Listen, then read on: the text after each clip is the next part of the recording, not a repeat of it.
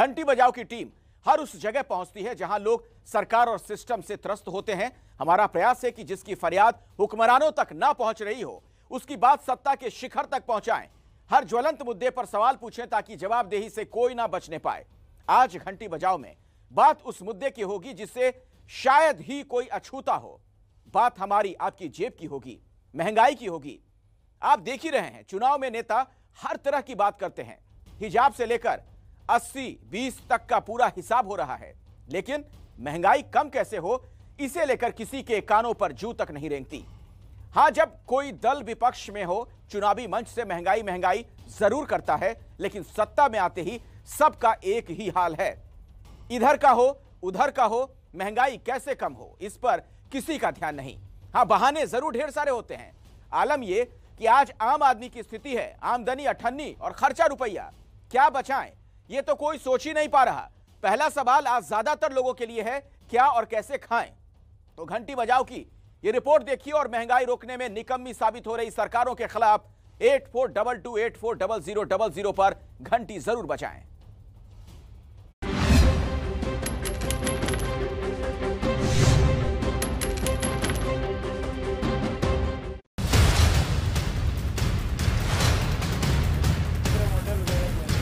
महंगाई बहुत बढ़ गई है इस टाइम पे। महंगाई है वो पेट्रोल डीजल और सब्जियों पे। तो लोअर मिडिल क्लास है वो अपने सपनों को साकार नहीं कर सकता है। जो थोड़ा बहुत पैसा बचाने की भी कोशिश की जाती है वो महंगाई की वजह से पूरा पैसा खर्च हो जाता है। महंगाई की वजह से जो हम लोग टमाटर 1 किलो लाते थे अब आधा किलो लाते हैं। हम सरसों का तेल जो बेसिक चीज़ थी वही 200 पार कर गया है, तो देसी घी तो अब सपना हो गया है। उस पार्टी को वोट दो जो तुम्हारी महंगाई के लिए बात करे। जब भी इलेक्शन आते हैं तो बड़े बड़े वादे जरूर करती हैं, मगर जब इलेक्शन ख़त्म हो जाते हैं फिर कुछ भी नहीं किया जाता। सिलेंडर को कहते हैं सस्ते कर दिए, फिर ये चुनाव के बाद फिर बढ़ा देंगे।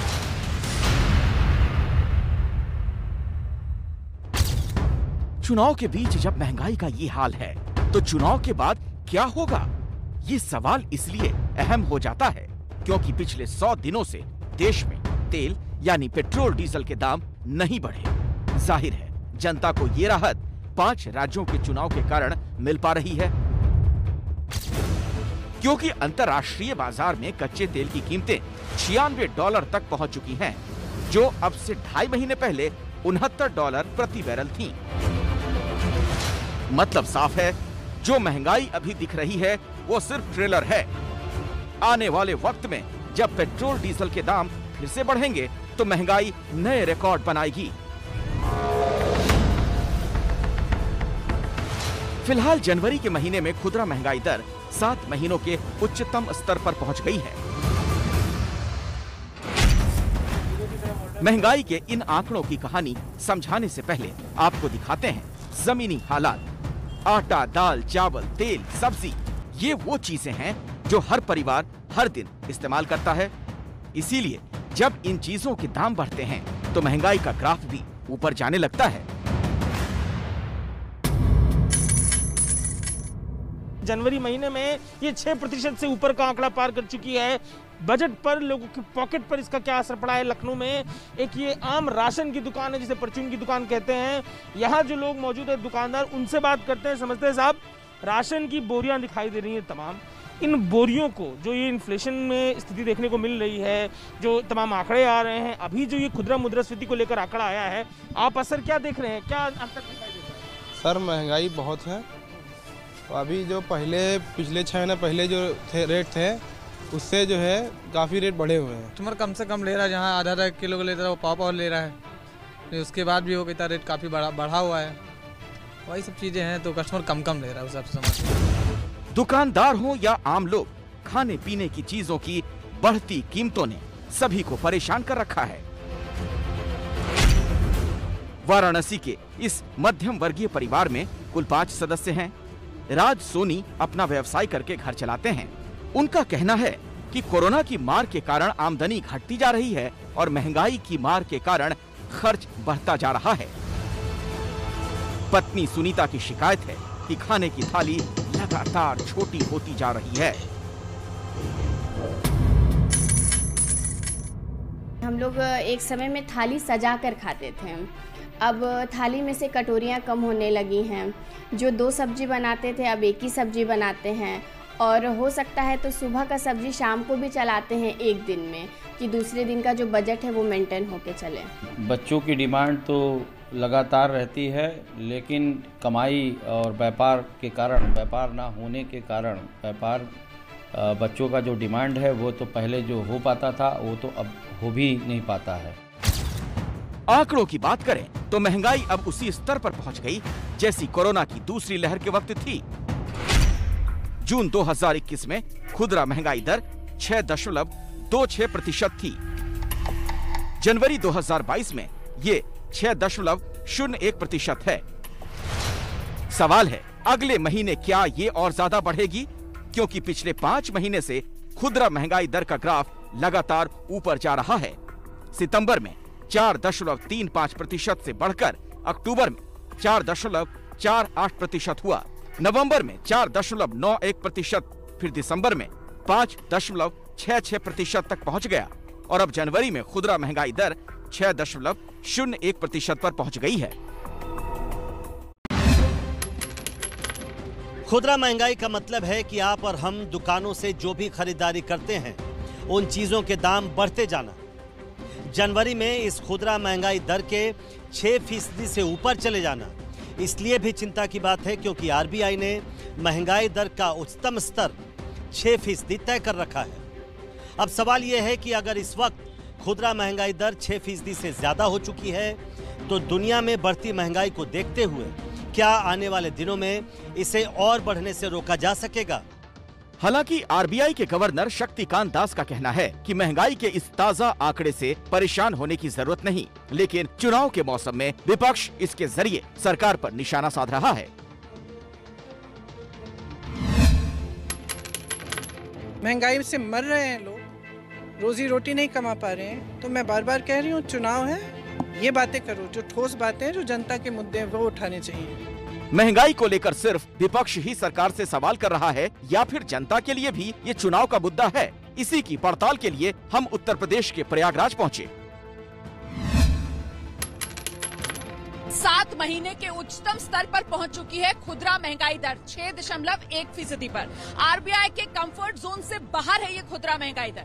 ऐसे में क्या लोगों की जेब पर भी ये महंगाई भारी पड़ रही है? इसी की पड़ताल करेंगे। प्रयागराज में इस वक्त मैं मौजूद हूं और ये प्रयागराज का पुराना कटरा का इलाका है जहां पर मशहूर नेत्राम स्वीट्स आप देख सकते हैं, और यहीं जरा चलते हैं और लोगों से जानते हैं कि क्या महंगाई से उनके खाने पीने का स्वाद बिगड़ रहा है। अब महंगाई का चरम ये है कि 200 रुपया लीटर जो है कड़वा तेल हम लोग खरीद रहे हैं, सरसों का तेल। अब अडानी जो प्राइवेट दुकानों से, अब अडानी वाला अगर हमको खरीदना है तो 250 रुपए का मिलेगा। अरहर की दाल का हालत है 150 के करीब मिल रही है। चुनावी राज्य उत्तर प्रदेश में महंगाई दर देश की महंगाई दर से ज्यादा है, फिर भी प्रयागराज में कुछ लोग ऐसे भी मिले जो महंगाई को कोई मुद्दा नहीं मानते। सुनिए क्या तर्क है इन लोगों का। जब देश में विकास होगा, देश का तरक्की होगी तो महंगाई भी बढ़ेगी। महंगाई चुप नहीं रही है, लोगों का जीवन स्तर बढ़ा है, उच्च हुआ है। शहरी इलाकों में सबसे ज्यादा दाम तेल, घी और मक्खन जैसी चीजों के बढ़े हैं। सब्जियों की बढ़ती कीमतों ने लोगों को परेशान कर रखा है। मीट मछली भी लगातार महंगा होता जा रहा है। इसके अलावा चीनी के दाम भी बढ़ रहे हैं। लेकिन महंगाई दर के ताजा आंकड़ों में खास बात ये कि शहरों से ज्यादा महंगाई ग्रामीण इलाकों में बढ़ी है। दिसंबर 2021 में शहरी महंगाई दर 5.90 थी, जो जनवरी में बढ़कर 5.91% हुई, जबकि ग्रामीण इलाकों में दिसंबर में महंगाई दर 5.36% थी, जो अब 6.12% पर पहुंच गई है। देश के 9 राज्यों में ग्रामीण महंगाई दर देश की महंगाई दर से ज्यादा है। चुनावी राज्य उत्तर प्रदेश तीसरे नंबर पर है, जहां ग्रामीण महंगाई दर 7.23% पर पहुंच गई है। यूपी के गांव में बढ़ती महंगाई की पड़ताल के लिए एबीपी न्यूज संवाददाता मनोज्ञा लोईवाल हरदोई के पाटकुआं में पहुंची। यहां उन्हें किसान भी मिले और खेत में काम करने वाले मजदूर भी। गन्ने की खेती करने वाले गगन का कहना है कि महंगाई के कारण एक तरफ खेती की लागत बढ़ती जा रही है, दूसरी तरफ मुनाफा घटता जा रहा है।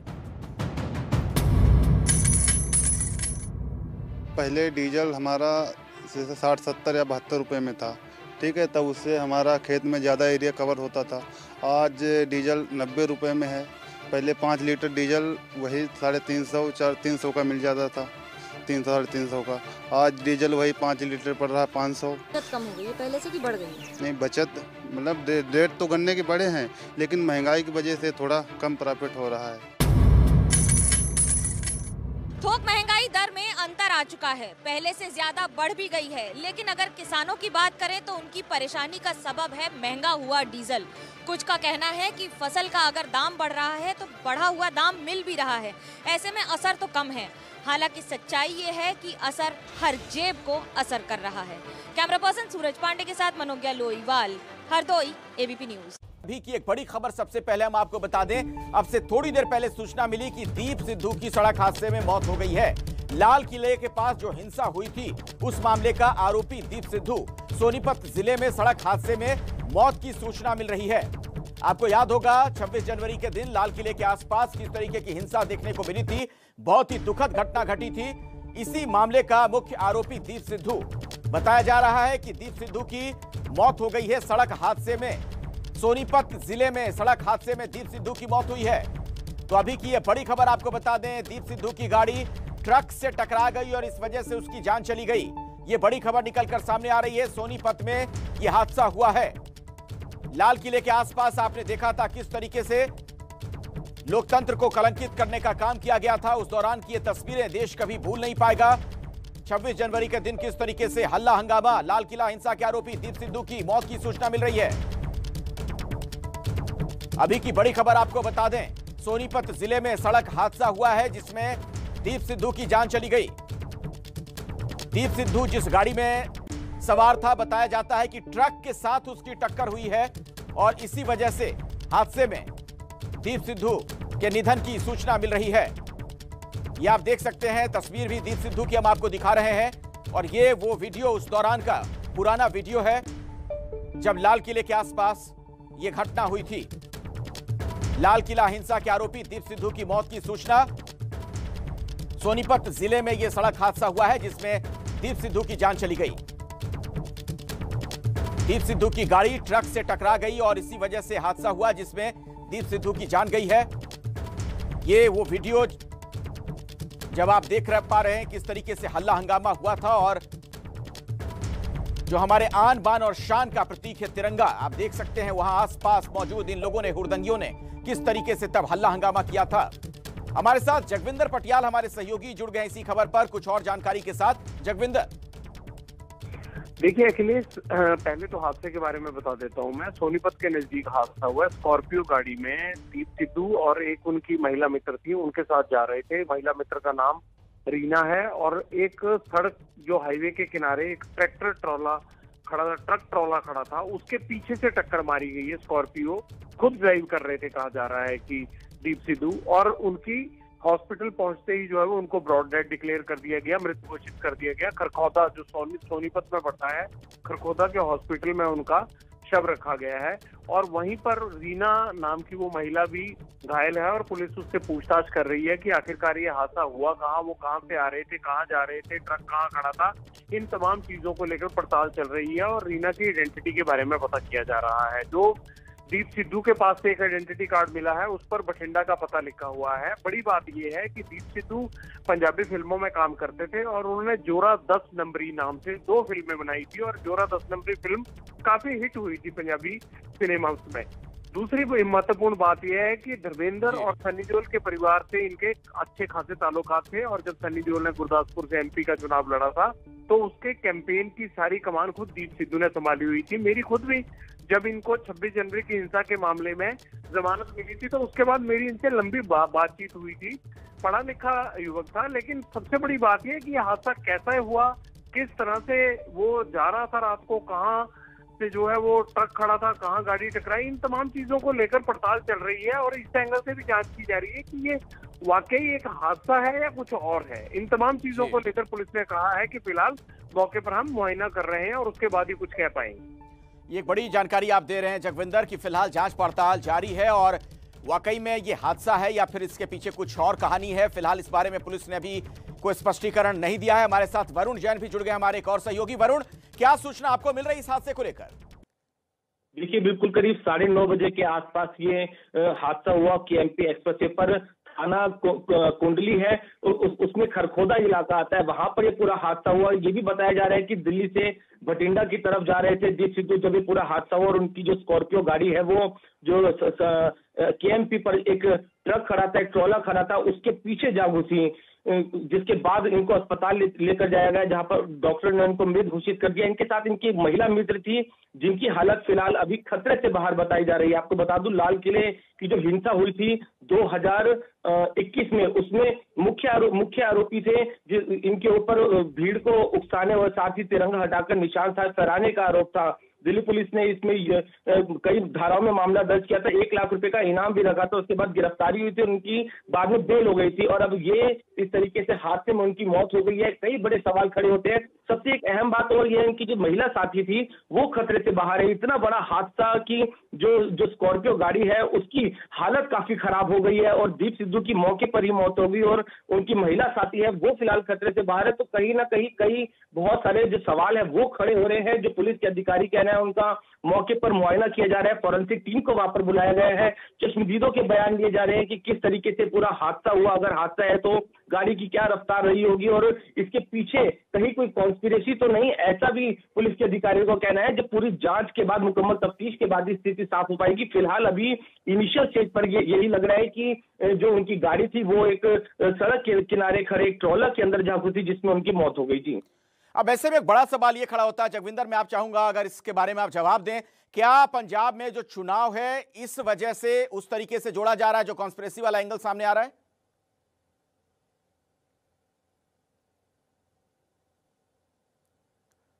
जगविंदर, क्या आप मुझे सुन पा रहे हैं?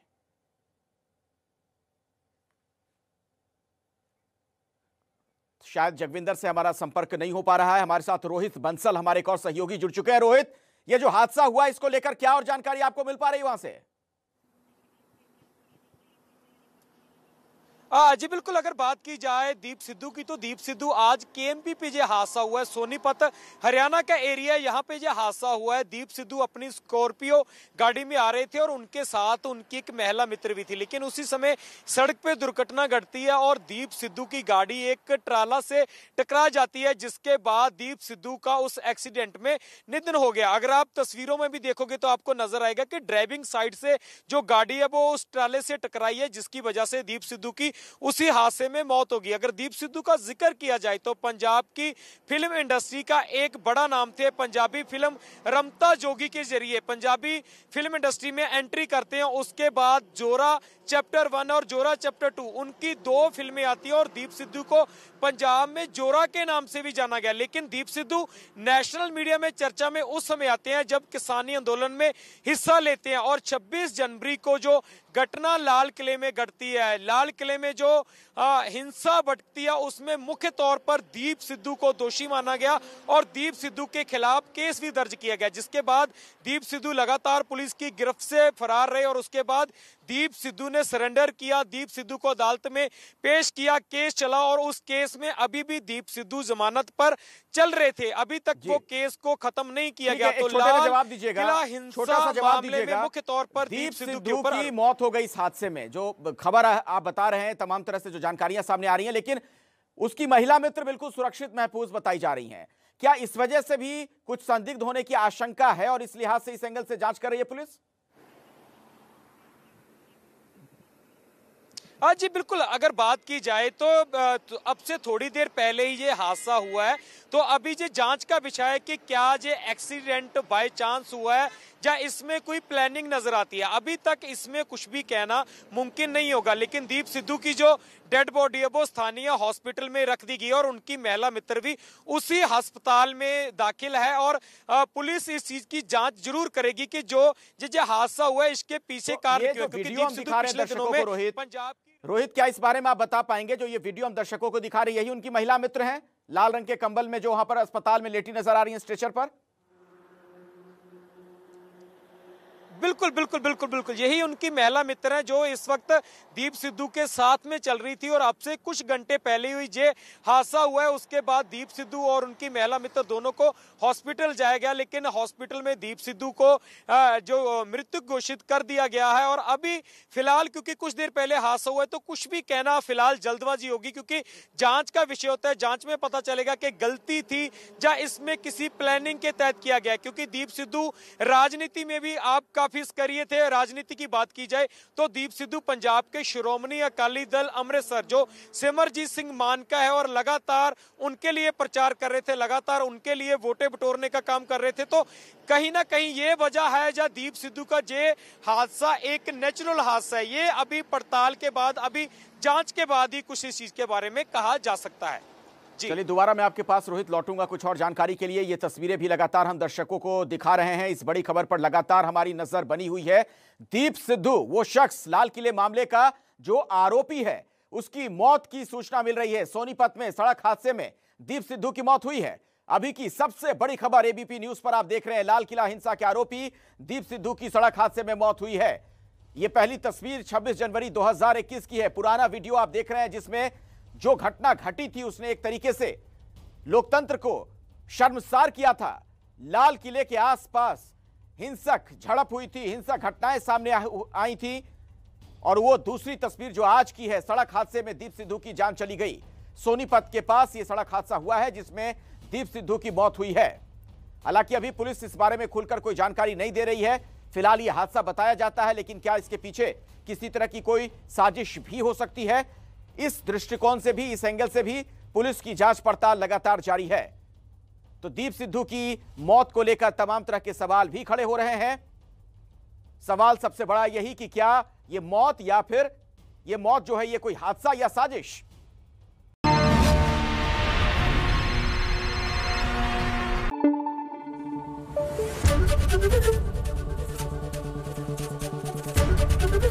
एबीपी न्यूज आपको रखे आगे।